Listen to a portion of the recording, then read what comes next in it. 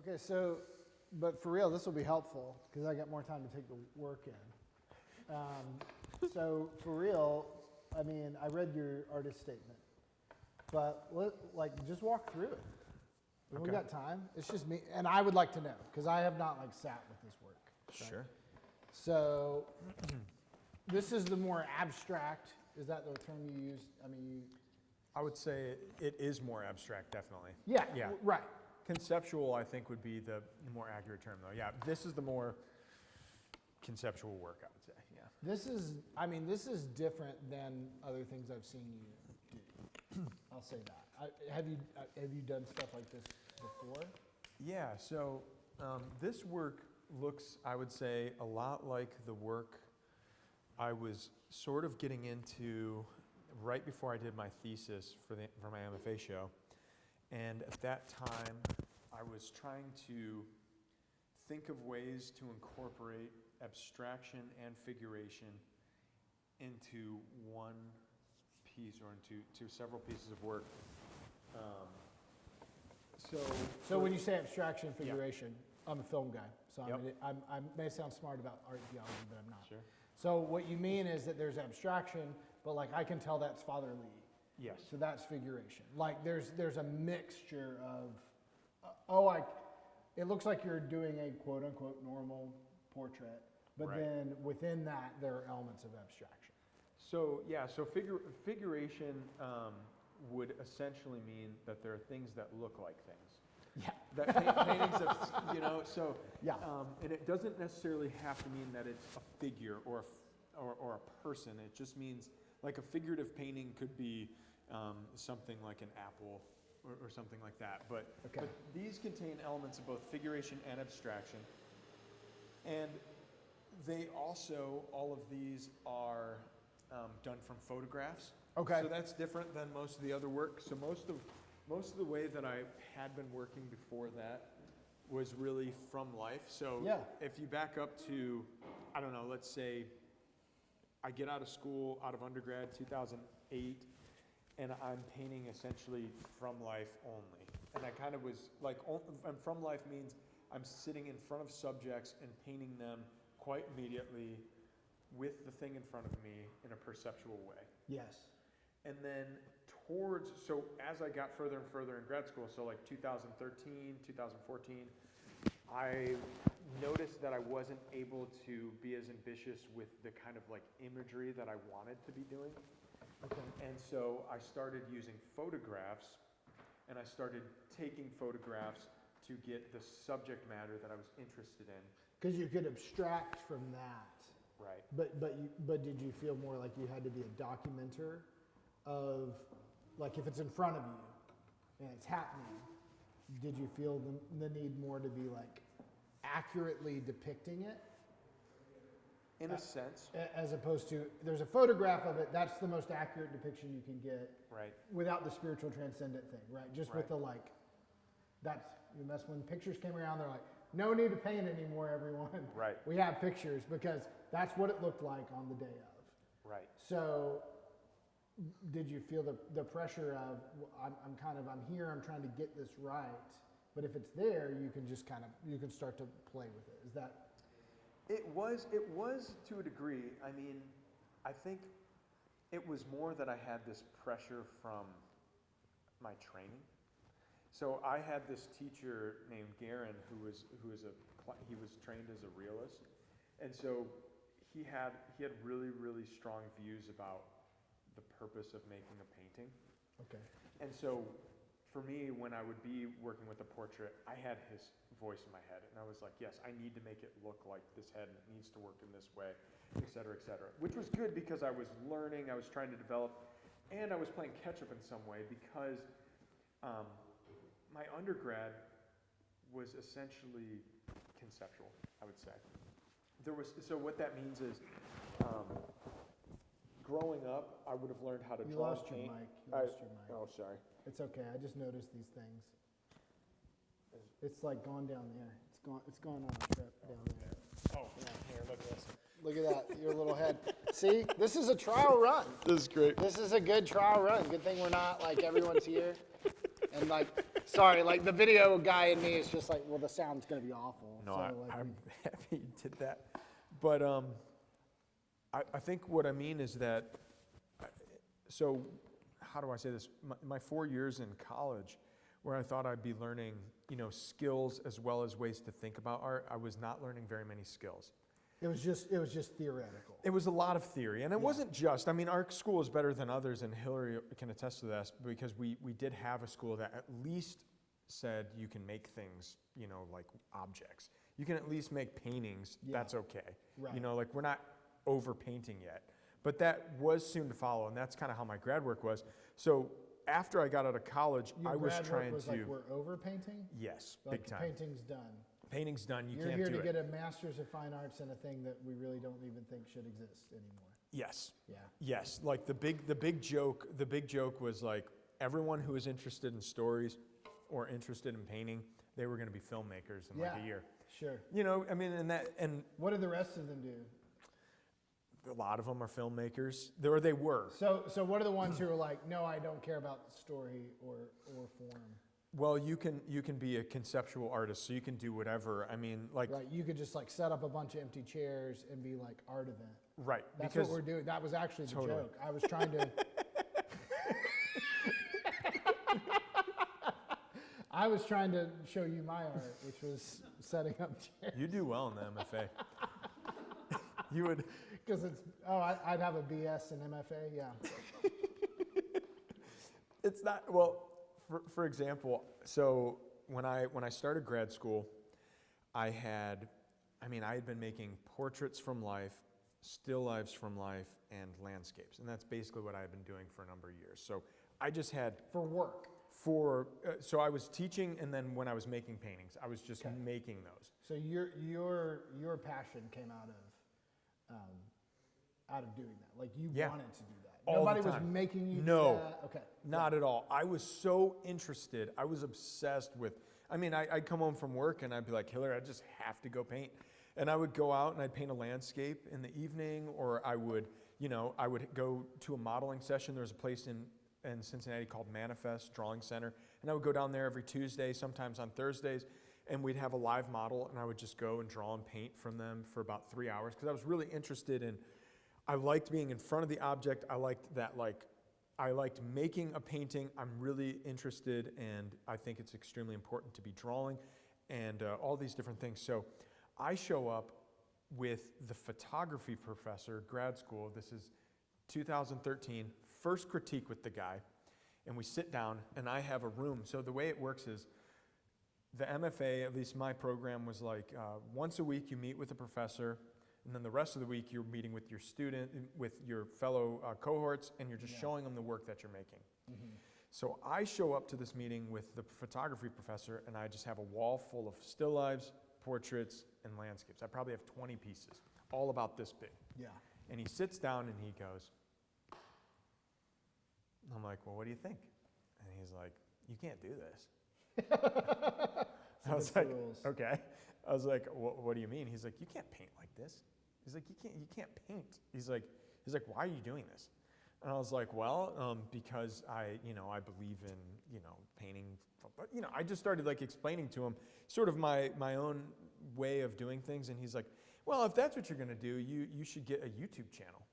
And you should, and he's like, and you should become a chalk artist. Mm-hmm. You should become a sidewalk chalk illusion artist. Yeah. And you should create an online personality. Which is actually the art. Right. Right. Yeah. The argument would then be the sidewalk chalk. Right. It's like it's like that. It's like that great. It's a really good joke in what's that show? Get Smart. Where he busts the money laundering scheme. Okay. And they're like, oh yeah, but the mob stuff is just a front. The real money is actually in the laundry. They're just that it's no one cares. Your chalk artist, no one takes seriously. Right. He's just you can use this skill to leverage it to where you can do the real art of creating Soswald's YouTube channel or something cool. Yeah. and dollar sign with an S. And yeah. Yes. Yes. And then that would be the art. The art Yes. would be the persona. The whole shebang would be the art. And then Right. like the chalk part, your actual drawing would be kind of a gimmick. The pony show. Yeah. Yeah. Yeah. Kind of just like the thing you have to do. The so magic you can, trick. Yeah, because you have to have some reason you have a YouTube channel. Right. No, you don't. No, you don't. But like, that would be your reason to have the YouTube channel. But he's not encouraging your art in your drawing. You could do this with your drawing if you wanted to use it. He's like, well, you could leverage this to do real art. Exactly. Like being a fake person. Exactly. Okay. Yeah. And that's in keeping with other things that he would say. So there were other points when that same professor, we would be on critique boards together of undergrads, and we would look at undergrad work and we'd talk to them about it. I remember distinctly it was him and another grad student, and they were talking about an undergrad's work. And the grad student critiqued the work and said, you know what, the problem with your work is it has no soul. I just can't see any of you in it. And the photography professor goes, I completely disagree with that critique. And he's like, well, because A, there's no such thing as a soul. Right. And he's like, proven. yeah. Yep. Proven. And he was a big, sort of like Heidegger guy and all that, I Yeah. mean, he was just like, whatever. But, and he'd say things like, and what he said in addition to there's no soul, he's like, art is essentially, is just politics. It's just like, he's like, it's a business. Yeah. And if you can't win in this political game, he's like, then go do something else because it's work and it's politics. Yeah. And he's like, and soul is irrelevant. It has nothing to do with art. And so for him, and I think and the thing about him is he's very smart and he's without pretense. And I think he was in some ways just being honest about what a lot of art people already believed. I mean, no, it's helpful to know that. Right. It'd be terrible to learn that as you're trying to sell things. And people were like, great, you want to sell this? Where's your awesome YouTube camera? Because I get it. You're playing like you're a naive artist. Great. Right. Like where's the, Right. Is this performance? Are you Right. live performing right now as you're trying to convince me that you're absolutely serious? Yeah, it'd be terrible to enter the marketplace and not know that. So in some ways it's better to do it in college. It's better if that way of thinking probably doesn't exist, but we don't get to in any way control that. So Right. Yeah. So that's why were you with a photography professor, by the way? Well, so the school that I went to is an interdisciplinary program, and so you would meet with all the professors. And at this point, I was just kind of testing out, you're testing out who you want to work with. Right. So there were painting professors, and there were, all these different other types of folks. I should say that the reason I wanted to go to that school in the first place was because of one of the painting professors who was an object-centric painter, did not apologize that he was making objects. Did he have any? Catholic guy. Okay. Of course. Yeah. You know. Yeah. Well, Once Catholic. Is there any reason he's able to be there and be able to be like, well, I'm going to keep doing this? Like, is there any greater justification?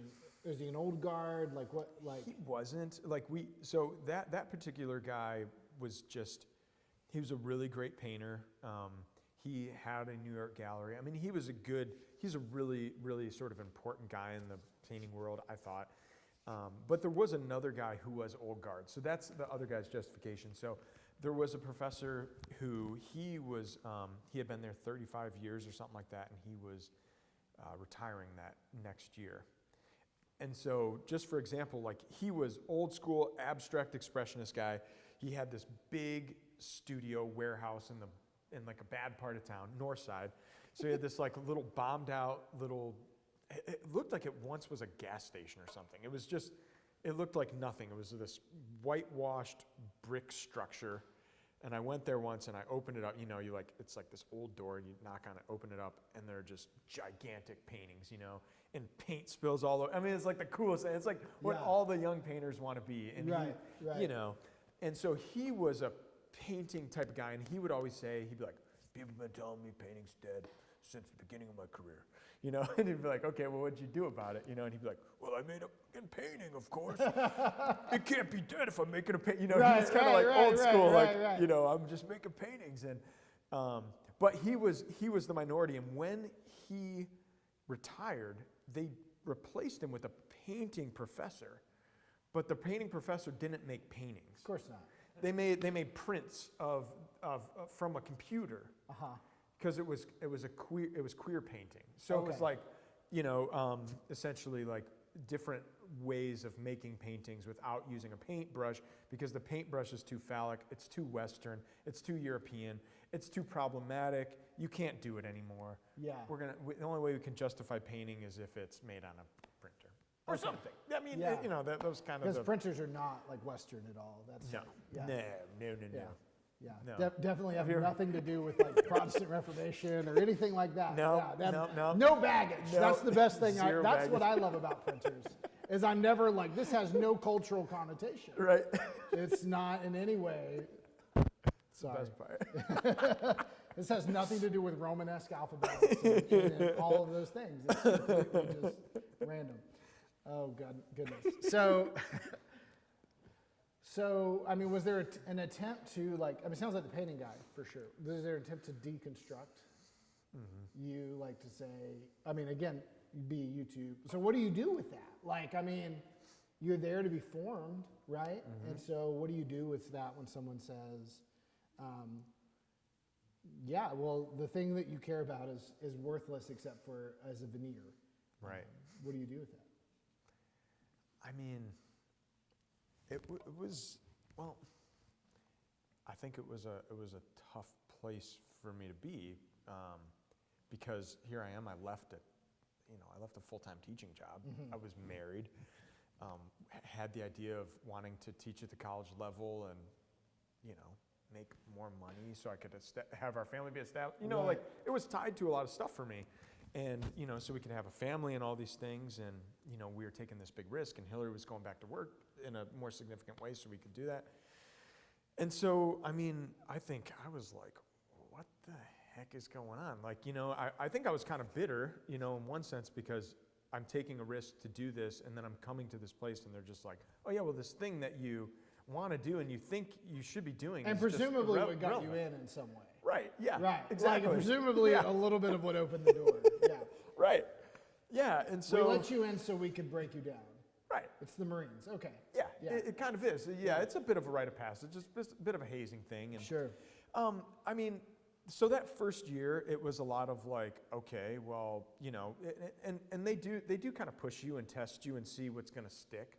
Okay. You know what I mean? And so I started doing different things. I mean, so I did performance art. I did like some Wes Anderson-y type thing where I did a dance and I was wearing cut-off jean shorts and some boots and like a ratty tee and I'm like dancing. It's ridiculous, like everybody, it's so. But so like, silly. so how was that received? Like, were your professors like, you're in the right direction? Sean? No, they actually weren't. They're like, you should maybe do the painting thing. Yeah, you know what? It's really confusing. Here's some chalk. Here's some chalk. Like, remember that YouTube thing I said? And, I mean, I tried everything. I did cartoons. I tried stained glass type stuff. I tried etching on glass and projecting light through it. And I tried music, sound art, and some film stuff. I just tried everything. Sure. And then I got to the end of that first year, and I met with that photography guy and a couple others who were on this board, and they were approving my work. And they were like, your paintings are good. You should probably do painting. And I was like, oh. I was like, okay, well, all right. Well, I guess maybe the most elaborate episode of Pint ever. Yeah, I was like, what the heck? Ashton. And I remember,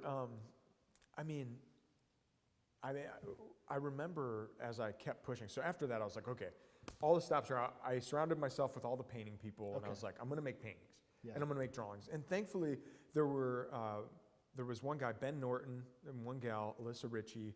And fellow students? Fellow students. Okay. And they were also Christians. Okay. And they were painters. And so we had this probably not a coincidence. Probably not a coincidence at all, really. I mean, not at all. I mean, and Alyssa was like, she wanted to be a missionary, but then felt called to be an artist.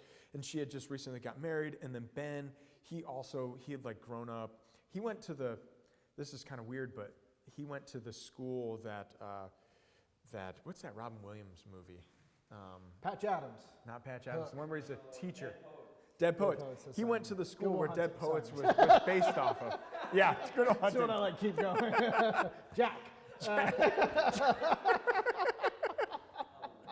Mrs. Doubtfire. Hello. The genie from Aladdin. Yes. He went to the school that the Dead Poets Society was based off. So Okay. he had like a liberal arts education. Like, I mean, he was just, Yeah. he was kind of a well-formed guy and very smart. Lutheran background, all this stuff. And so he's a painter, Alyssa's a painter, I'm a painter, and we're like, we're gonna paint, we're gonna Yeah. draw. And we weren't all just like painters, we were kind of like figurative painters, and we wanted to put people on our images, and we were just interested in that, we held on to it.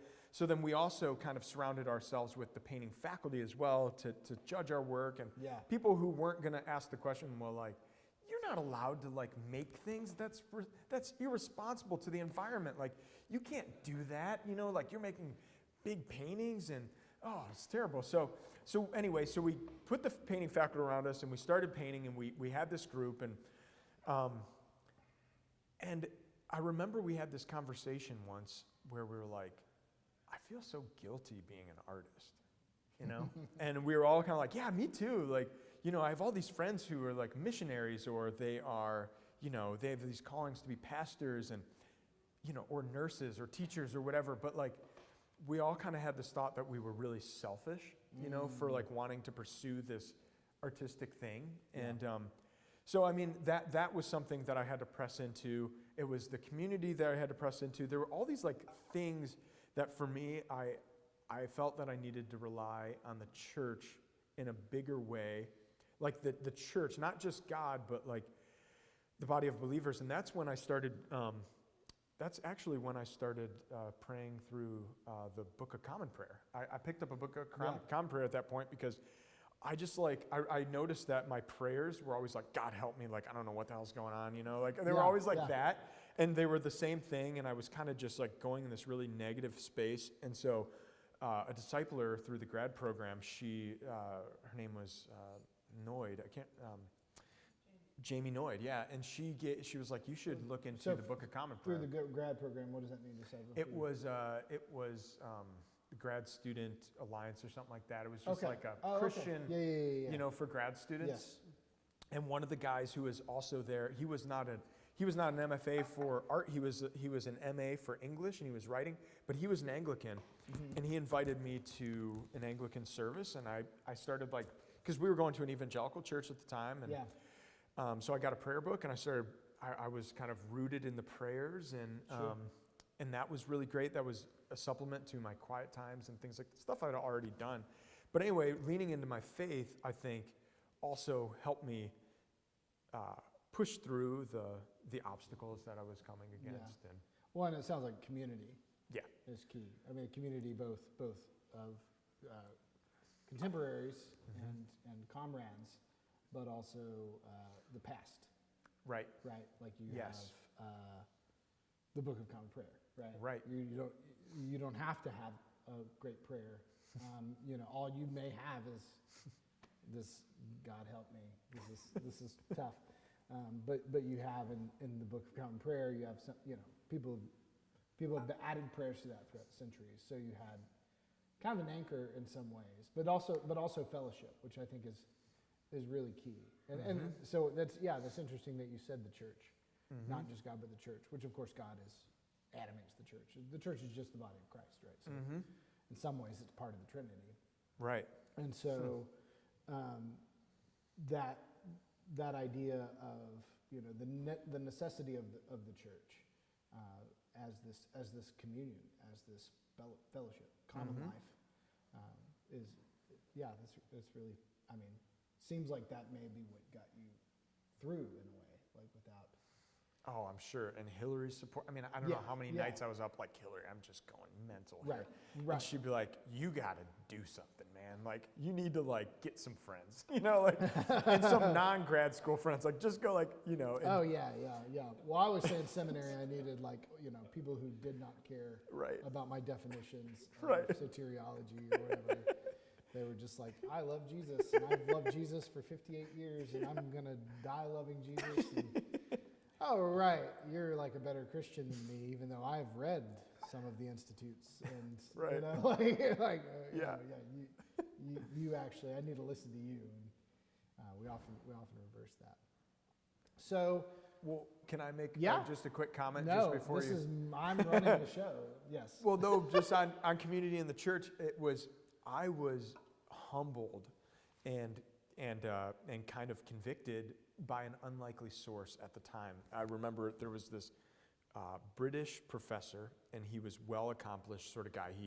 He had an MFA in painting, and he kind of stopped believing in painting, like kind of back in the day. And then he got his PhD at Goldsmiths in England, and he was in aesthetics. And you can imagine, I'm sure, what kind of stuff he was reading. And I mean, it was just challenging stuff. And so I met with him for a critique. He was a painting faculty member, and I really, really liked this guy. But he was super smart, and he was always kind of messing with me. But I remember I had this critique with him, and we're in this room looking at my paintings, and I'm getting, I'm kind of like, I don't know, I was kind of being hipster Christian-y, and I'm like kind of talking about this stuff, and I'm kind of going this me and Jesus sort of moment. Yeah. I'm like, he's like, so what, how does your faith, do that? Yeah. He starts asking me about this, and I was like, I don't know, man. It's like, the church, the church, I love Jesus, but like the church really bugs me, you know what I mean? Because I knew he had grown up in an Anglican home in England. Yeah. And he told me his parents shoved it down his throat, Sure. basically. So you're thinking you're going to get like a fist bump. Yeah, like, hey, dude. Yeah. And he's like, no, I don't know what you mean. And I was like, oh, he's like, my wife and I go to Catholic Mass every week, and he's like, I think it's fantastic. And he's like, I really rely on the church. And I was like, all right, thanks, Mark. Right. But it was a punch in the gut. Yes. But it was a good punch in the gut, and that has stuck with me. I think I was being kind of an idiot, obviously. And now look, I don't know. So that was an unlikely source, and then another unlikely source was I had this aesthetics and philosophy teacher in my last year or in my last semester, and she was helping me to write my thesis. And the kind of books we were reading in her class did not make me think she was a Christian or sympathetic to Christians or anything like that. But I started writing my thesis, and I was submitting it to her, and she meets with me, and she's like, here's the problem with your work. She's like, you're just not letting your freak flag fly. And I was like, what do you mean? She's like, well, you're like a Christian, right? And I was like, yeah. She's like, well, then what are you apologizing for? She's like, sounds to me like you're apologizing for being a Christian. She's like, look at all these other people. They're just doing whatever the heck their thing is. She's like, if you're going to be Christian, you need to turn it up. She's like, you need to go Christian to the nth degree. Yeah. Like, I'm talking, you need to walk in here with the crucifix around your neck. You need to she's like, dip your paintbrushes and bless your word. She's like, be Christian. Yeah. So I was like, okay. So the next. Hot or cold? Hot or cold. And I didn't think she would be the one to push me. And so when I wrote my thesis, I started off with what is a Christian? And I just wrote the Apostles' Creed. And I was like, here's what I mean. And then it was like, and she was like, yeah, this is great. Just go with this. And anyway. Well, I mean, it is interesting. We can go off on this road for a second, see where it takes us. The idea of just ultimate abstraction, and the lack of figures of something formed. I mean, the abstraction of it's just me and God, and I don't need the church, is a move for that, right? And Bonhoeffer talks about this. He talks about something. I think Eugene Peterson quotes it as well, but it's something to the effect of the enemy of the church that we have is the greatest enemy of the church we have is the church of our imagination, right? And so it's this the church is never what we want it to be because it's real, right? And it's faulty and it's got all sorts of problems, right? So that's where we get to this very American idea, right? Well, it's just me and Jesus, which is not untrue that there is a personal relationship, Right. right? that the church is not the only thing that counts in all of that. The church is part of it. But it's this like, well, now let's just put the emphasis there. So hard to where you get this, and it's very American, very, very Western, very, it's the path that kind of leads to, well, now it's just me and nature, and I'm communing with nature. Or now it's just me and myself, and I'm communing with myself in this way, right? But it starts from this like rejection of the real, a rejection of, because the church does suck, right? Because it does have problems, because that person's a sinner, and this person's, their theology's off, and they're just mean. They're just mean people, and they're awful, and they cover up all these things, all this, and so it's so ugly, right? That we can all imagine a better church than any church we will ever belong to, right? The same thing with lots of things. We can do that with lots of things, but especially the church, which is supposed to be transcendental.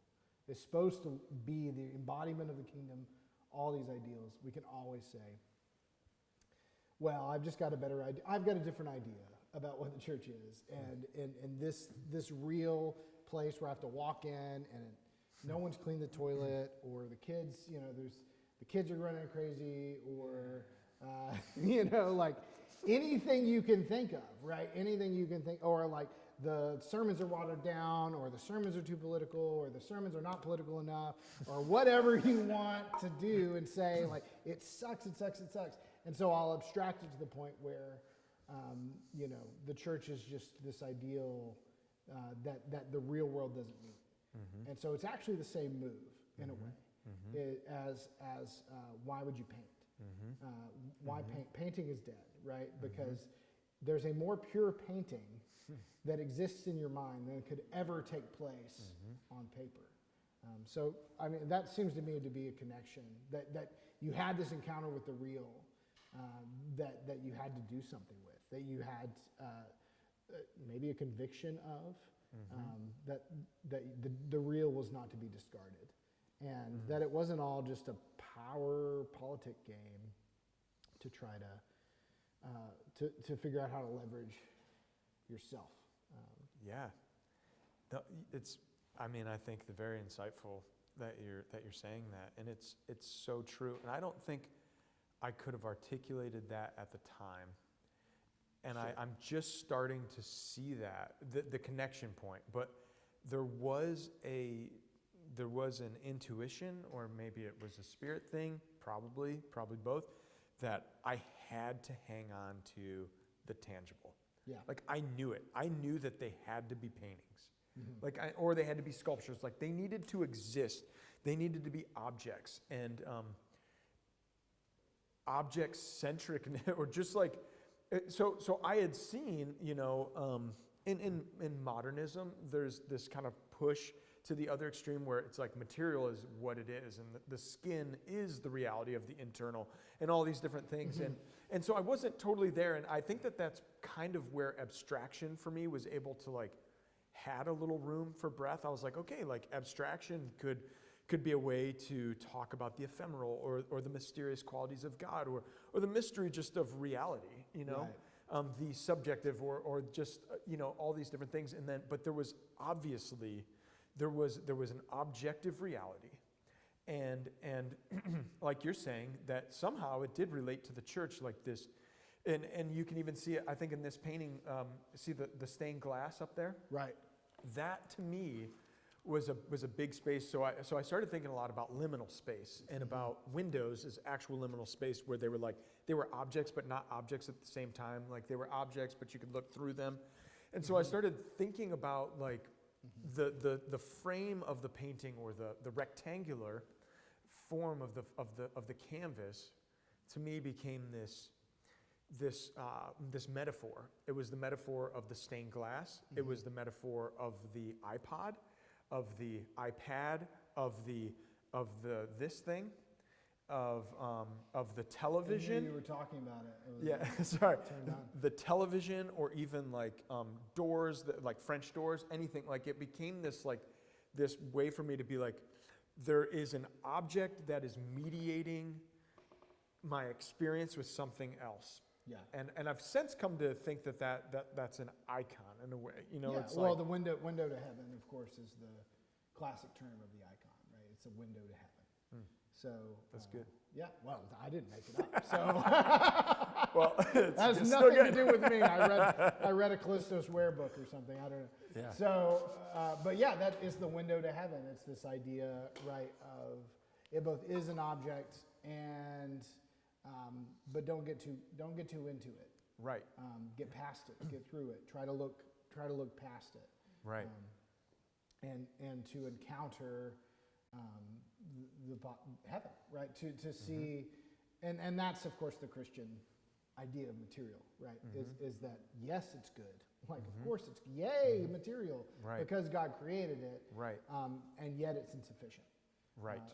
You don't want to just look at the art. You want to know the artist, Right. And you want to go further up and further in, and to the point where I don't think the material ceases to matter. Haha. That was good. But it does in some way. It does in some way lose. It loses maybe first priority. It loses its. It's ultimate significance. Yeah, it's ultimate significance, right? I mean, and that's what an idol is. Right. Right. An idol is totalizing. Right. An idol says, this is it. This is all you need, right? And there's nothing past this. There's nothing beyond it. There's nothing broken about it that would make you want to, in any way, say, "Gosh, is there something else?" Because it doesn't. To me, there's a certain. Yes, you want to sit and take this in, but I'm like, I think there's something more here that if I had eternity just to stare at this, you know, there would be a sense where it would be calling me to something more than is present, more than even you intended. Right. That's the hope of the artist, right? Is actually to participate in that transcendence in a way. Right. Of course, no one is. There's a great moment. I love it in Andrei Rublev, my favorite movie, where one of the monks shows up to look at one of the iconographer's work, and the monk is looking at the iconographer. He's like, "Why are you looking at me? Like the work's up. You know, like stop looking at me. Look at the work, right? Because if I matter at all, it's because I participated in this moment of creating transcendence, or not creating, but really maybe co-making. This sense that God is at work. And I mean, I think that's what abstraction it does for me, and it's something painting does that a photograph struggles to do. Right. And even my medium, film, struggles to do. You have to do different things to try to get at that idea, but there's this event, and then there's this event as seen, you know, as a sacramental reality. As there's the moment, and especially this, you have like, you know, the sacrament of baptism. Right. But there's more going on than your daughter's getting wet. Right. And crying. She didn't cry. Did she cry? I watched it online. I think she did. Well, because that's why Rosemary has her ears covered, because it's a moment where she screams. Oh, she was expecting. She was like fretting for it. That's interesting. So abstraction, I mean, that's in a sense what that does. And it's not as if there's no abstraction in your other pieces. Exactly. But moving on, so let's talk about portrait. Like Sure. what? Yeah. I thought you were smoking a clove at first, Hillary. Until a I lot of like. Do you need more beer? I could do more beer. Yeah. What do you want? I'll do a wit. I'll do the wit as well, please. Intermission for Thank you. triple. Hi, I'm Matthew. Thanks, man. Hi, Daniel. Hey, Daniel. I'm Sean. Thank you, sir. We don't know if like people are going to show up throughout the hour and a half, so we're just going to like keep talking. Yeah. That's the goal. How far are we in? What do we got? Oh, we're doing great. Yeah. Oh, man. Nice. This is easy. Go all night. I can. This It's super fun. No one will ever know. I'll add crowd noise to the video. Like big laughs every time too that we say something mildly funny. Like everyone's just like cackling.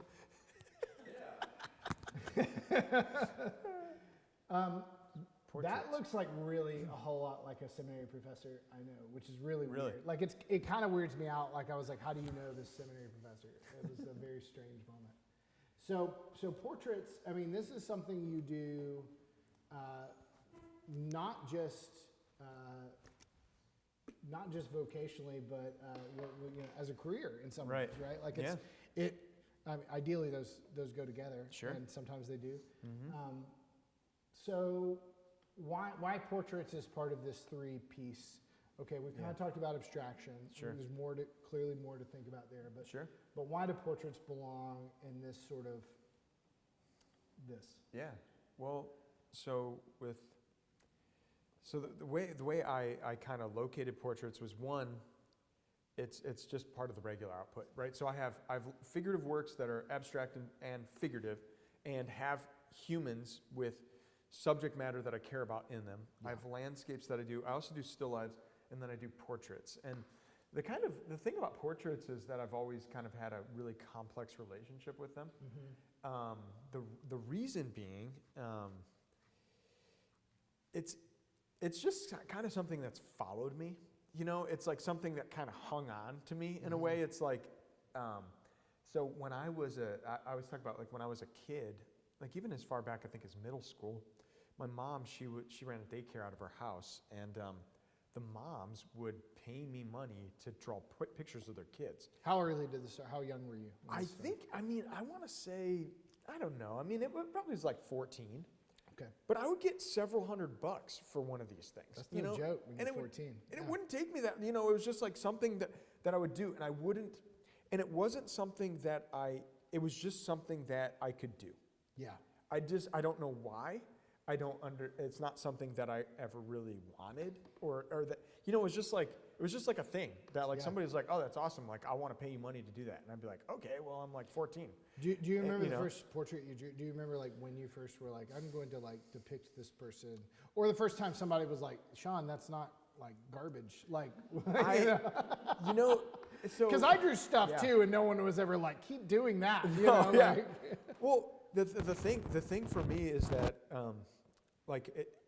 just in general, I mean, I think my parents will say, like, by the time I was 3, I was kind of already drawing people. Okay. And I remember even way back, like, you know, to the time that I can remember. So probably like 5, I remember I would go into my room and I'd turn off the lights so nobody knew I was in there. And I had this little desk underneath my bunk bed. And I would draw pictures of people and dinosaurs, and I would write stories about like fake James Bond characters and stuff. And I was just like really into stuff like that. Yeah. And I just thought it was so cool. And it was just like breathing to me. You know what I mean? It's not like something you're aware of as a kid. You're just like, this is just what I like doing. And then it was later on in life, I mean, I remember, you know, like I was homeschooled as a 3rd grader, and I remember I took like private art classes, and like, I was kind of like always just like doing artsy stuff, but then there were 2 things that were really affirming. In 8th grade, I remember there was this art contest through the Lions Club. Do you know the Lions Club? They're like the Shiners. Yeah. In 8th grade. Shriners. The Shriners. Not Shiners. Not the You've Shiners. been in Texas I've been in Texas too long. This is when they'll laugh so loud, by the way. High five. Oh, he got him. Yeah.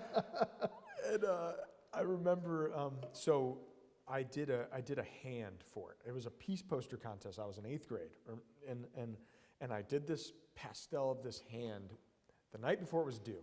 It was like 8 o'clock at night, and I was like, Mom, I got to do this project, or I'm not going to be able to get in the peace poster contest. And so I did it. I submit it, and like 2 weeks go by, my teacher's like, oh, you won the district. It's going up. And it was like, oh, cool. Like a week later, oh, you won like the county. I was like, sweet. And it was like, oh, you won the state. I was like, oh, you won America. And I was like, wait, what? And I was like, oh, you're like, America. They're like, oh, there's like 8 of you. One person's in China, and it was like this international stupid. It was probably stupid. Did someone get to win the world? I think, it was this. It was this like person, this so Chinese. So you failed our country. Yeah, I know. I was like, come on, America. No. know, like as a kid, I was It's okay. like, The wait, Russian what? student who failed got sent away forever. They never saw him. He's went to the gulag. He's done. He's probably doing a self-portrait right now. Yeah. All in black. Just like pure charcoal. Ivan Drago, he's done if he loses, right? I mean, But okay, so that was like So- the first, like the affirmation. yeah, that was like, of- what the heck's going on? And it was like, and I started like, I had to go to like hotels on the weekend and like give little talks as an 8th grader about like my art and what it meant. And I was like, Yeah. I don't know, I was drawing a picture of my hand. Yeah. Like, this was like stupid stuff, but it was Yeah. great. I was like, whoa. And then in 10th grade, so I was kind of dead set on, I'm going to be an artist and like, but the kind of artist I'm going to be is like, I'm going to be like one of those old artists who made portraits or like a Disney artist or, you know what I mean? Sure.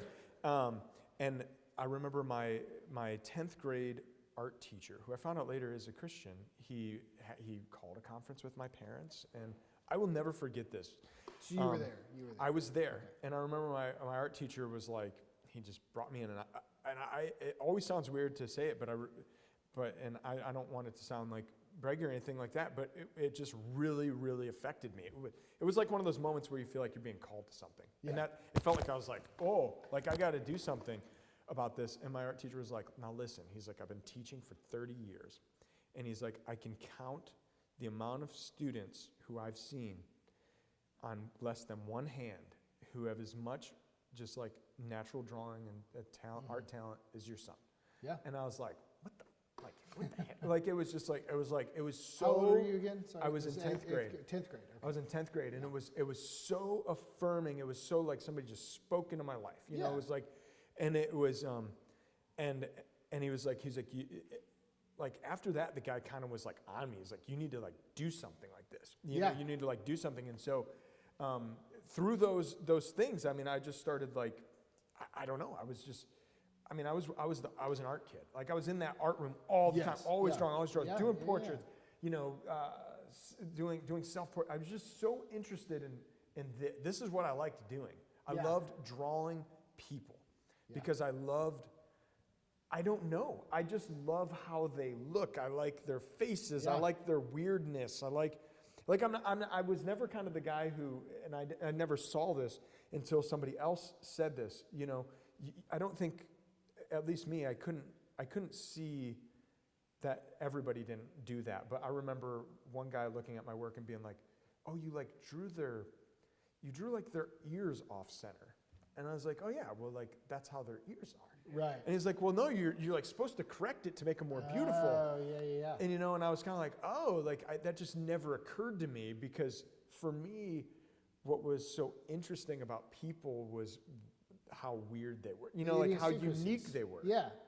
Foibles and just like little idiosyncrasies. The idiosyncrasies. Yeah. Well, I mean, as a filmmaker, that's what I love too. I love seeing somebody will do this or that, and I mean, that's why we love great performances. It's like, it feels real because they like always do this whenever they're about to say something or do that. So that idea of like loving people and loving them. I mean, I'm just going to take it back here first. Loving them to the point where it's not about trying to fix them. That it's about saying this is who this is, right? And loving that. Not to say that we don't all have areas we could grow in, right? Sanctification and all that. But is the beginning of that not to just say beloved, right? To say you are, and certainly physically, right? Certainly your ears are going to be off center. Please don't try to fix that, either in the painting or in real life. That's just you're fun, right? This is the way God made you. Right. But loving someone or something without needing to fix it, without needing to improve upon it, right. without needing to tweak it, and I mean that idea. I mean, I think when people are encountered with that, when they feel seen, right. And I think that's what happened with your art teacher, right? Is not just this. I mean, you're saying like I'm not trying to brag. Well, it's not bragging, right? You didn't say it. Right. You're not the one who said it, and that's the best thing. Most, I think this is why people love being teachers, is that they're like, well, I get to see people, and probably the hardest part about it is not being so like beaten down by all the other things that are all the things, but to occasionally like lift up and say like, I see this, and I need to say it.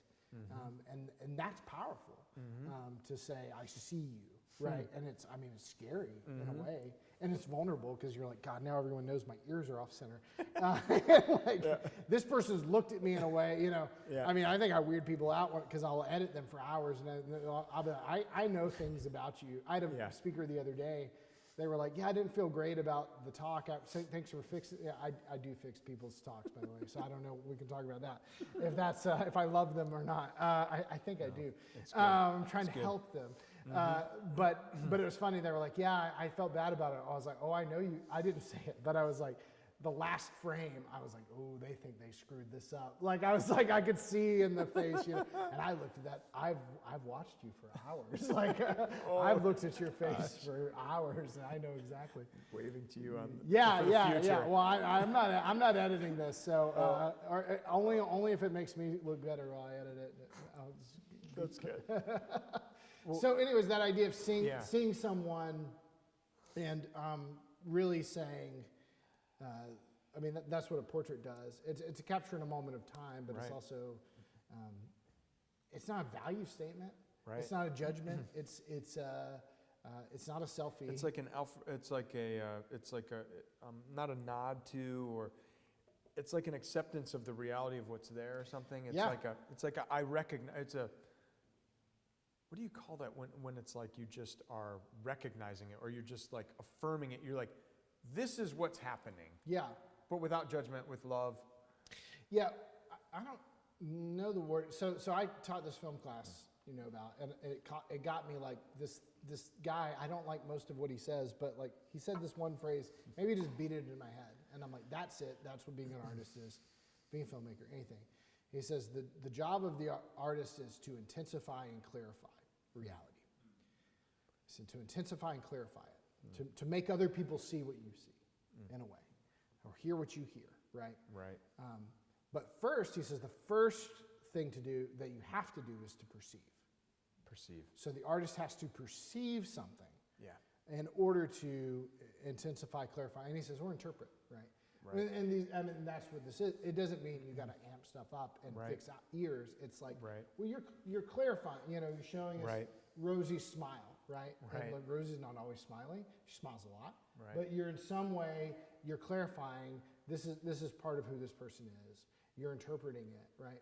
But because you perceived that, because you've sat with the person and seen that person without pretense. Hopefully without pretense. It's probably hard sometimes. People probably have a lot of pretense. Sure. Especially paid work, I would imagine. People want to look a certain way. They want to look however they want to look. And we all do. Right. We want to look smarter, sound smarter, whatever. But this idea of being seen, it's really sacred. It's scary. So Robert Capon, wrote this great book that I love called An Offering of Uncles. And it's all about this idea that we're made to be priests, and priests, it's really the same thing that the artist guy is saying, is we're made to perceive what exists in the world, and then we're made to do something with that, right? So we're all artists, we're all priests, so we're made to see like, oh, this tree has stronger wood than this other tree. I'll build my house out of that. It's because I perceived something about the tree, and then I interpreted what the wood was good for, and I clarified it, and I said, now I'm going to make these beams fit in this way. And he says, we're made to do that with objects, but we're also made to do that with people, and that is actually sacramental in a way. That's a way of saying that you're being the priest and lifting these moments up and saying, there's something going on here that's more. And I think it's similar to the abstractions, and that you're saying, even if I'm just drawing or painting a person, there's more to a person than can be captured. Yes, the photograph does a better job technically materialistically. Right. You're right. It gets it. There's more going on Right. than skin and bones. Totally. Even though skin and bones matter. There's the spatial, temporal, and then there's the transcendental. There's something, Right. and that's, can every work of art be an icon? That's a question I have. I don't know the answer to it, but I think that should be the goal of every, that should be every artist would be happy, I would think. Yeah. Even the most like materialistic one, if you told them, they're all working with something, right? They all believe Totally. that there's beauty or goodness, or at the very least that there's truth. Sure. Even if their truth is that there is no truth, that's the truth. Right. Right. So they're all working with something. They want there to be something more. Right. And I think that's what the arts haven't been able to get over. You can maybe go down the path of being a plumber and be a pure materialist. You're still gonna be sad. Like it's still gonna suck. Right. But you're like, Right. okay, I guess I can go down this path. But as an artist, you're like, well, like why am I making these things if they're just about representation? Too bad. Move over Canon, Nikon. Like they've got Panasonic. They got you beat. Right. That was all well and good for this long. We've evolved past it, right? Right. So if it's just about representing something, yeah, painting is dead, I would say. Right. And it probably should have been from the get-go. Right. But if there's something more to it. So, I mean, Right. I think even in these, not that you're using classic iconography in any way. I mean, you are. They're all looking at us. So there is And that. they're central. They're Which central. is after the sort of, Gauguin, you're supposed to kind of use the rule of thirds more. Oh, okay. But I like them, at least my portrait's central. Yeah, that's too conservative, using Gauguin. He's how old now? So we got to move past him. Yeah. Eventually, doesn't it all just come back around if Right. you get so radical to go back to the past? Well, I was Yeah. thinking with, I feel bad for Hillary, and because when I was hanging the show, she was like, oh, why do you have so many portraits of me? And Okay, there's two and here. 1, 2, 3. Okay. That's her. Well, those aren't 4. portraits. Those are abstractions with Well, figuration. right. That's true. 5, but she's in, and then 6. That's her as well. Okay. And then, but I think the thing about being maybe an artist's wife or just being around artists is that you perceive them, and you Right. you do, like you can't help. And Hillary's an artist too, so I know that she sees me too. And I have Yeah. friends who are artists, and they do the same thing. But Right. like with Dr. Barnes, and this is what I like to do when I do a portrait. I asked her to come over to the studio and to bring. She was kind of like asking me. She said, "Hey, what should I wear?" And I was like, "Wear what you would wear if you were just going to hang out, or don't think about it as a portrait. Like just wear your thing. Like wear, Right. Like I have a cardigan that I love to wear. I like wearing this, and I like wearing a blue Oxford.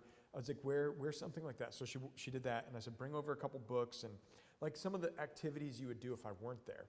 And so we sat for about 2 hours, and this goes back to what you're saying.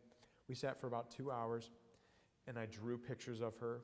And at first, our conversation was, she was writing.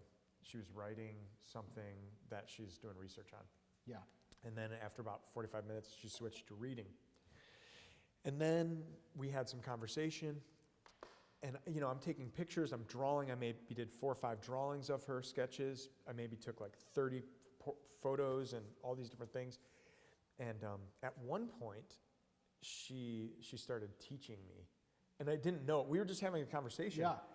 And I look back at these photos, and she's doing this stuff with her hands, and she's like explaining something to me. Uh-huh. And she paused mid-thought like this. Yeah. And I was like, this was the moment, this like 5 minutes was the moment where she just stopped thinking or being self-conscious or trying. Yeah. And she just was like, Yes. And it was so obvious to me that it was like, oh, it's one of these 2 pictures. It's one of these 2 drawings. It's like, this is where she moved into like, I am just like Dr. Barnes. Yeah. You know what I mean? And so Yeah. it was really, and like, even like in that, you know, you can see her like kind of behind her own mind, like she's in her head. Yeah, you know what I mean? She's not quite present with the eyes. She's sort of here. And it was like, oh, that's her. And I don't know. And that's kind of what I liked about this one of Gil. I mean, Gil with Rosemary there is totally in like a moment of like, I'm just being Gil. I'm like so happy I'm being held, but I'm kind of awkward feeling. Yeah. And Rosemary, you know, you can see it in the way she like is holding her arms. She's just like happy to be in a photograph, you know? Yes. And it was like, this is a perfect image. You know, I don't know. You're right. It is that recognition of, yeah. Well, and there are objects in the paintings too. All of them. That's true. Right? And you asked Dr. Barnes to bring objects that mattered. So not only are you affirming, not only are you lifting up people, that sort of offering, but you're asking them to be priests in a way. You're saying what's important to you, or you're letting a moment show what's important to you by the way Rosie's clutching Gil. Or Hill's having a smoothie. Having a smoothie. Which is like a really fun thing in the Oswald house. If we go have smoothies, it's kind of bougie. It's a big deal, man. Pretty fun. So you're lifting objects up, but you're also asking them to, not asking them necessarily, but you're capturing them with objects, which is iconography as well, often, right? It's usually not just a picture of someone with standing there. They have something, especially if they're a saint, they have something that represented their life or even their clothing, right? It's so like drapey and like you feel like, the material of it, right? So this most spiritual form of painting is drenched in material, right? That's true. And so that I think is certainly there. Well, that's funny too, because the the painting that Dr. Barnes and I were talking about as inspiration was Saint Jerome by Caravaggio. It was Jerome, writing. The skull. Yeah, with the skull and that dark. So I know. And so I think she was kind of thinking that too. She got her books and she was writing, and we were talking about St. Jerome. Yeah. And you know what? When she was teaching me, this is also full circle, kind of meta, she was the one who was like, oh, you're making icons.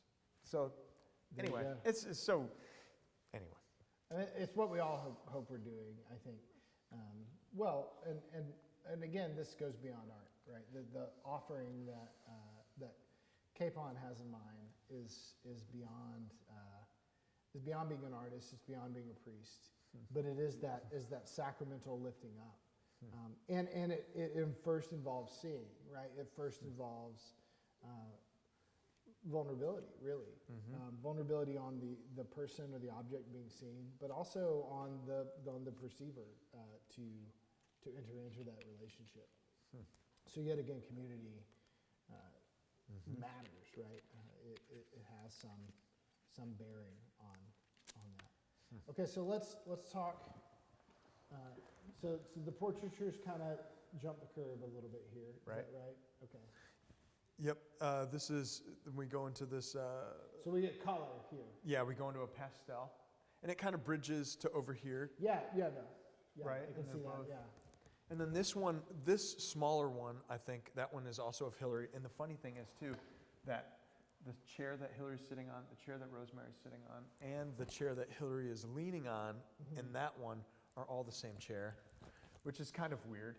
And I've noticed that they're either things happen at church or they happen on one of our porches or in one of the parks that we do. But this so then that one's a gouache, and that one was a really quick one of Hillary kind of in this moment of like on her iPhone, and which I'm kind of interested in bringing contemporary objects into painting space too, because like, so an iPod, it kind of, and it relates to What are iPods? You're talking about contemporary objects. What are those? Sorry. What do you call them? iPhones? Yeah. I'm so young. I'm so cool. You're like, did you guys see that new commercial where it's just colors and they're dancing silhouettes? It's amazing. Wow. Yeah, I'm old. But, so she has this the iPhone and scrolling, which is not necessarily like it's not an image that I think we as people really want to like, when I'm on an iPhone and I'm with my kids, I'm like, crap, I gotta get I'm the my worst iPhone. person ever. Yeah, I'm horrible. Yeah. Like this is the worst. I hope they draw me with my ears matching. Yeah, Right. They're watching TV and I'm on the iPhone. Yeah. Like this is the worst parent, but Yeah. you're like, you become conscious. And so like, but I wanted to I like that in a painting because when you're painting something, you are in some way being like, okay, well, like this is going in the painting. We're gonna like this. Yeah. We're gonna think. We're saying it's gonna be beautiful somehow. It's like kind of even taking a moment like that, and not that it's a degraded moment or a deformed moment or an evil moment, but it's not necessarily a moment. It's not how any of us want to be seen. Right. But again, we want our ears to match. Right. Right. We want. I want to always be seen reading a book. Right. Not like vegging out to Right. like some stupid Netflix show. All moments are deformable. Right. Yeah. That's true. Yeah. In some way, right? Yeah. And so like. Yeah, so it's either being honest about our deformity or it's pride, and that's also deformity. Yeah. That's true. But so I think that was happening a little bit. But then when we get into these, right, and this is more what I've seen you do. I mean, I have a piece in my house. Yeah. That's a tree in I think that's in a river. Yeah. Maybe even Lake Waco. I don't remember where it is, but it's one of the trees that's coming out of the water. Yeah. And so this is kind of more what I've seen you do. You did this whole Cameron Park. Yeah. Suite thing for a family in town. Oh, so right. like you've like Yeah. you do a lot of this. You Right. do a lot I of do a lot I'm of gonna it. go paint trees and Yeah. have you found this is a question I have before we get into it. Have you found it harder or easier to like see a place that's so new to you? So you've been in Ohio or Michigan area or Midwest for most of your life, and then you're in Central Texas. So has it been harder or easier to perceive Central Texas landscapes than growing up? Honestly, painting Central Texas helps me to see back home. Yeah. It's like I didn't know it.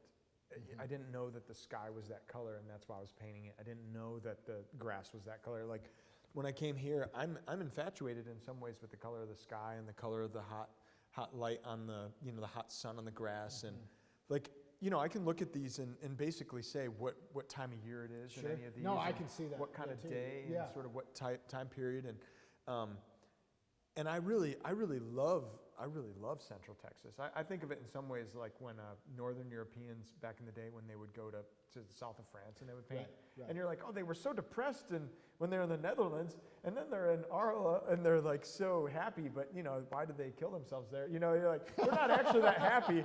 They're just they're perceiving. perceiving something that's kind of bright. But with these, yeah. So they help me to see, and to also to appreciate, I think, the sky in Ohio or Indiana or Michigan, and that overcast look and that overcast beach look and all those different things that I just thought was so passé, so boring before. But now I'm like, oh, I love that. It's so beautiful. I totally get you. I mean, You know? I grew up in the shadow of the Blue Ridge Mountains, and I was like, can't wait to leave. Like, yeah, exactly. But it's, you don't know until you leave. And I'm like, I can't wait to get to California. And I got to California, and I'm like, I want rivers, and like, I'm like, oh, I miss. And then, just living in different places now, and I go home, and I'm like, idiot. Like, just like, my parents still have land there. What would I do? But that sense of like, yeah, I see now what it is, and I couldn't see before because I was like, it's just trees. It's just tons of trees. Like, and then I'm like, oh, I've lived in places where there's no trees, right? And you're like, trees are better than no trees, or like, if it's not a value statement, at least I want there to be trees, right? Like I love trees. I love a fall foliage and all these things but I didn't see it, right? It was just like, well, this is just life. This is normal. So I completely, I think there's the beauty in that. It reminds me of the T.S. Eliot line.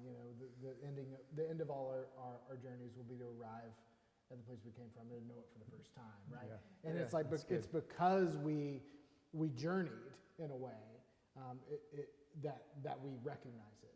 And maybe there's even something in there of the fall, right? Maybe there's even something in there of we just didn't know paradise, right? Like we could never perceive this Edenic life with God apart from the fall.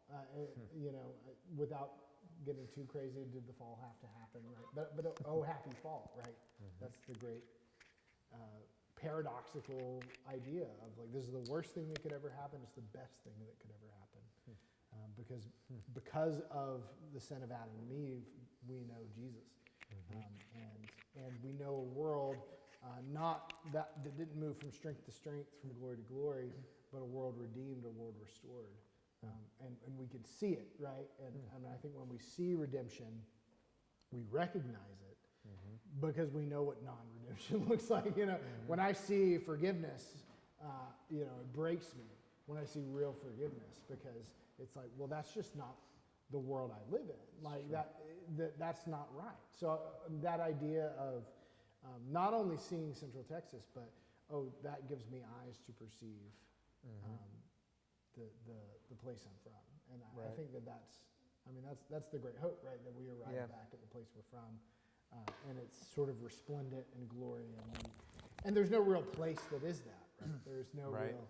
I mean, you could move back to Ohio or Michigan, and you know, you might see it in a different way and it'd be great. But you'd have problems that, you know, all the things, but it's this idea of the place that's now open to you that maybe wasn't open to you before because you've seen it. So when you're painting a tree, like it's different than painting a person in some ways. Yeah. I mean, you're trying to get the imperfections maybe in the same way, or the idiosyncrasies.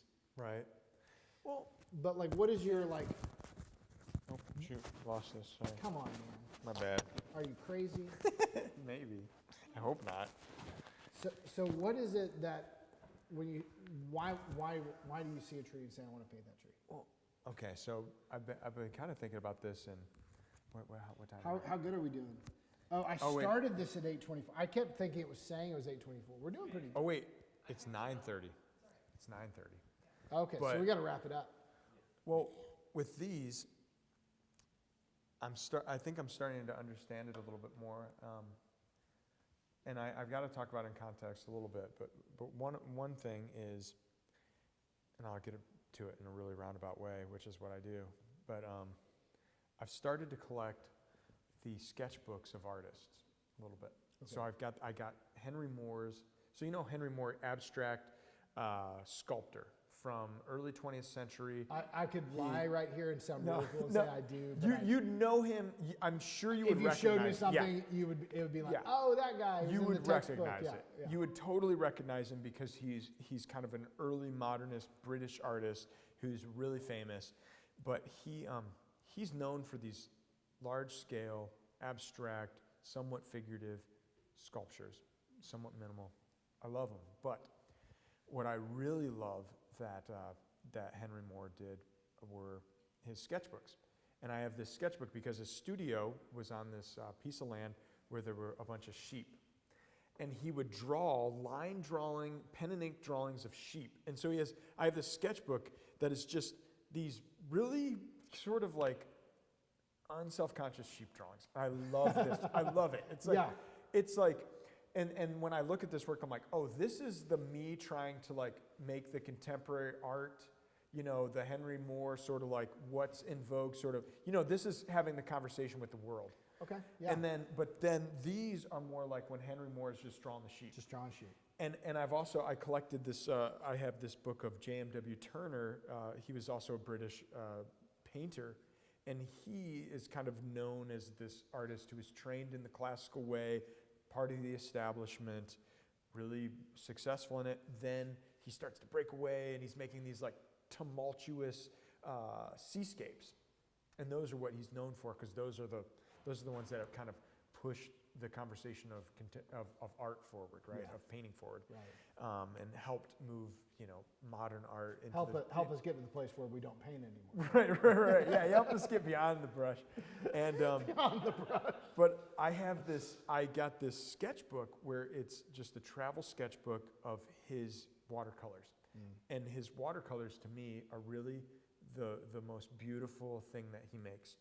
And I've read a little bit about him. It's like he always had a little sketchbook on him. And I'm the same way. Like I've got this on me, like I've always got it. Sure. And I've always got the brushes, and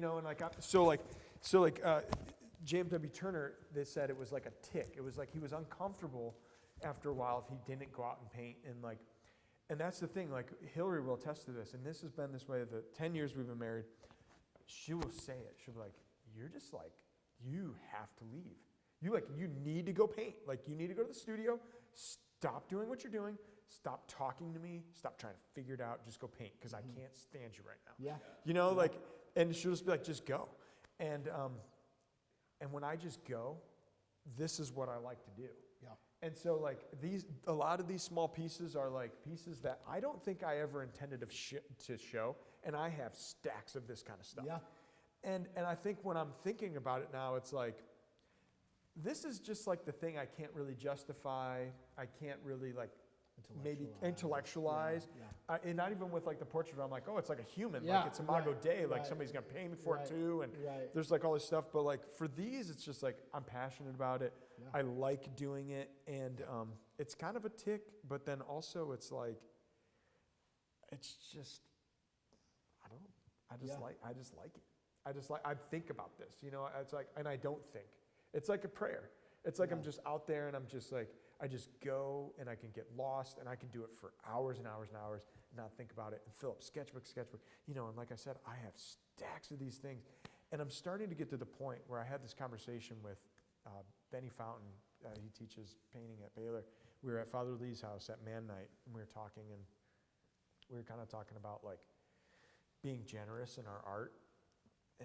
And we were talking, I was like, I'm starting to think that thing you just kind of do that you're not like striving at, you're just, there is a place for the striving, there is a place for the intellectualizing, there is a place for the pushing and the, and like I love all that, but like sometimes I wonder, and this is what we talked about, like sometimes I wonder if that like thing you can just like, you just do and it's just fun, and it's like, that's where the real generosity, the real joy of like what you can really offer as an artist. Yeah. And for me, when I look at it, I'm like, so that's what I can offer maybe? But it's like, maybe that's good that it's not able to be contextualized, politicized, you know what I mean? It's like kind of like when I talked about Allie, Dr. Barnes, teaching, like that's kind of in some ways that for me, I think. And so I look at that work and I'm like, maybe I'm trying to like love it, kind of, and I'm like, okay, I'm going to take it out of the sketchbook and put it on the wall. Right. And maybe it's cool, maybe it's not. Yeah. Well, and I think that loving, I mean, that's certainly well, it's just so, I think you got it you talked about this some in what some of the stuff you sent me. It's just so darned ordinary. Right? Like, and that's, I think, part of the beauty of it is that it is ordinary, right? That it's just, he's just painting trees. Like, people have been doing that forever. Like, it's just like the most basic thing you can do is be like, tree's pretty, I'm going to paint it. And I think that's one of the things that makes it, the beauty lies in its ordinary. And I think I see that in all your work, is there's this attempt to recognize the beauty and the transcendence in the ordinary, right? And in the mundane and in the real, right? In the don't put up any facade, right? I'm gonna wait. I'm gonna wear you out. I'm gonna wait you out, right? And the nice thing about trees is they're really bad at putting up facades. Like what's the great Wendellberry? They don't tax their life with forethought of grief, right? They're not worried about how they're going to come off in this painting. And like, gosh, my branch on this side is just a little shorter, and I hope he paints it. They don't care, right? And so there's that beauty, I think, in that, in recognizing creation. But there's also the goodness of ordinary life. And so, I mean, the name of this event, whatever we're doing, is the name of this whole thing the Pint and the Cross? Is that the name of it's just tonight? Divine Irresponsibility. Divine Irresponsibility, which is from the article you sent me. But the Pint and the Cross, you sent me, or we talked about it. So is it attributed to G.K. Chesterton? Right. And I did my deep dig that I had to do. And like, there's a million things that say G.K. Chesterton says this. You can buy shirts and beer mugs and all this. There is no, like, where does this come from? And the reason I was like, well, this is a weird thing is because I was like, he smoked cigars. Like, I'm sure he maybe smoked a pipe occasionally. But every time you see the guy, he's got a stogie, right? That's true. So I was just like, where does this come from? But regardless of if Chesterton said it or if someone was just like riffing off, I think it is Chestertonian. Which, I mean, it is a weird statement. Like the pipe, the pint, the pipe, the pint, or the can, and the cross. These things are so, I mean, they're mundane, really. They're maybe in some ways they do help us or invite us to slow down, to recognize the ordinary, right? Like there's something about having a couple of beers with somebody and talking.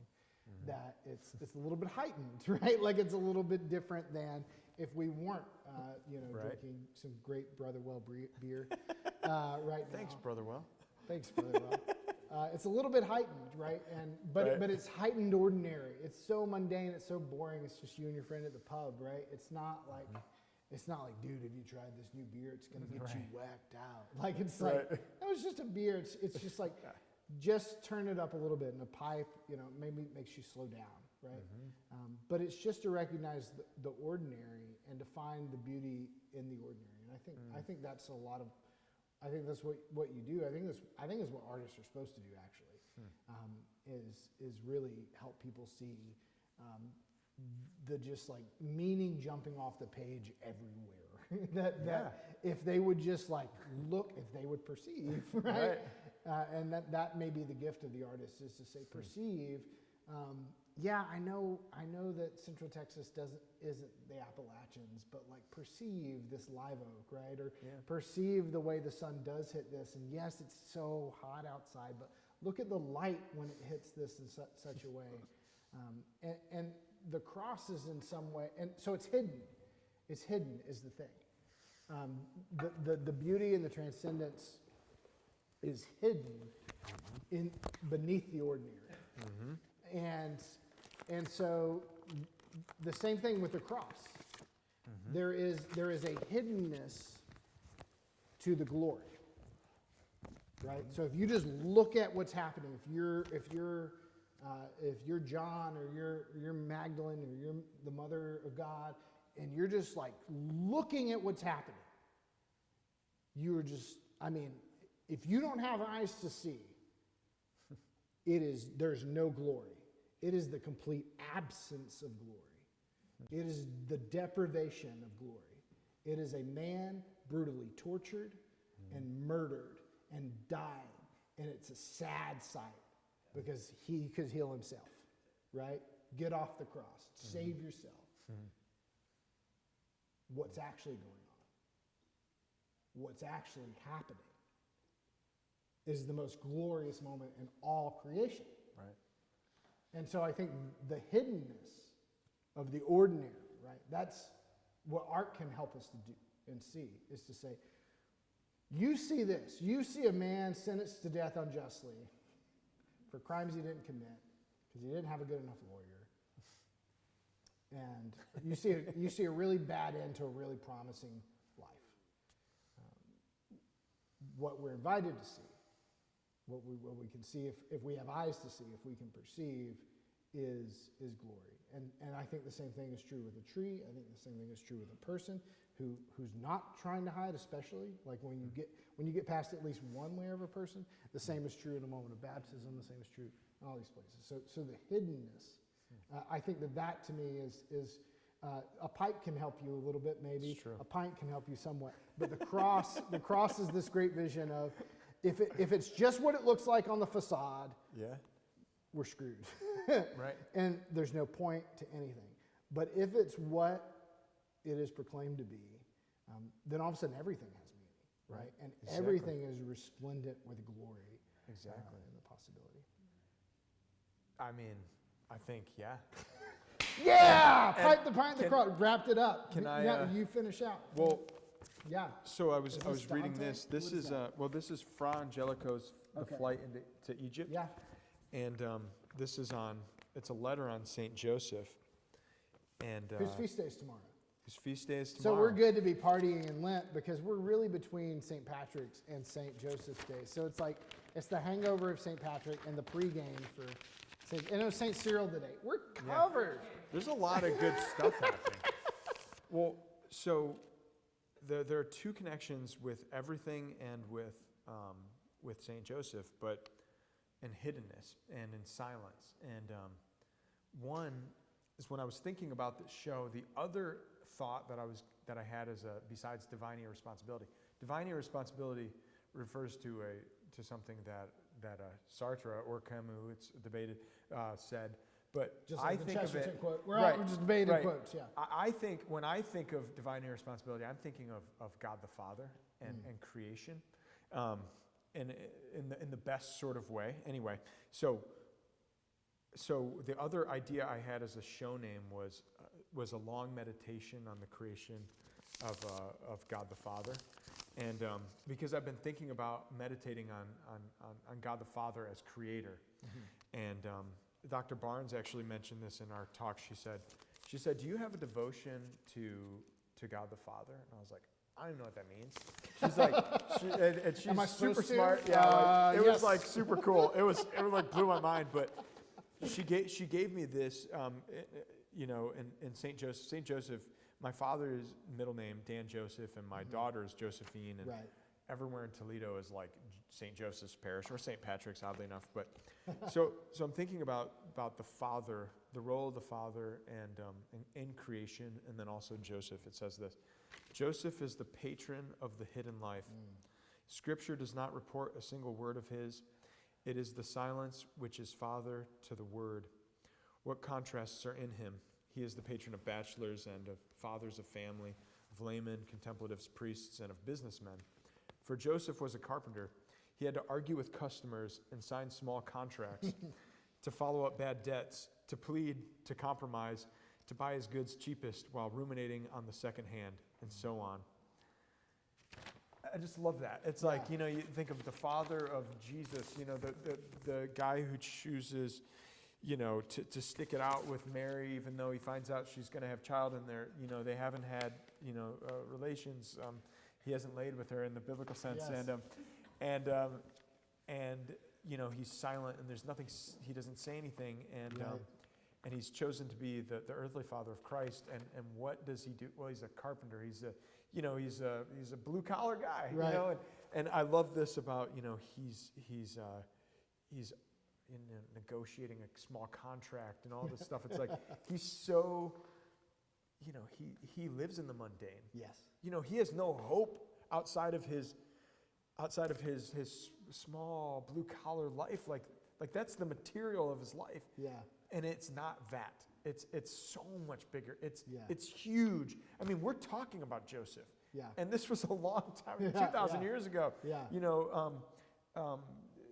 Like you said, with the cross, with these things, these material things, these class distinctions, and all these things that are so important today, class distinction, and all this stuff that everyone's talking about, these material things, and I don't know, it's something about that silent, that hidden life, that the actual transcendent quality. Yeah. That's what's here. That's what I'm trying to say. Right. Yeah. And you're right. And you can say it better than I can, but that's what I'm trying to say. Yeah. Well, I did want to mention the Chesterton quote I mentioned to you That is legitimate. It's from Orthodoxy. I thought of it too with your work. We can end on this, but the end of Orthodoxy, Chesterton's talking about Jesus had to be hiding something, right? He says he had to be hiding something, and what was hidden of Jesus' life, right? So we've talked about Joseph's whole life was in some ways hidden. What was hidden of Jesus' life? He says, well, he didn't hide his tears. People saw him cry in public. Like most men try to hide their tears. He didn't hide his anger. People saw him lash out all the time, right? Like, or especially the one moment in the temple. Yeah. He didn't pull that back. Most of us try to pull that back and say, well, let's bring that down. You know, I don't want to be seen lashing out in public. And the last line in Orthodoxy is that Chesterton says, perhaps I've played with the idea over and over again in my mind that perhaps the thing that was the most hidden was his mirth. There's this idea that the great joy, you don't see Jesus laughing. We think he maybe did, right? We don't see Jesus in the fullness of joy. And maybe that is the great revelation at the end, is to see that the hiddenness, the joy, which is held back from us in the Gospels, is the fullest revelation. We finally get to see it. And I think that in all the ordinariness, right, that's the hope that there's something more, that there's this hiddenness, and that what lies beyond it is not despair and darkness, but really joy is the great, you get past everything, and the goodness is there, and the joy and the beauty. And I think your artwork pushes me to see that. And so thanks, Sean, for that. Thank you. Love Thanks, you. Matthew. Love you too. Cheers. Cheers. Let's go smoke a pipe.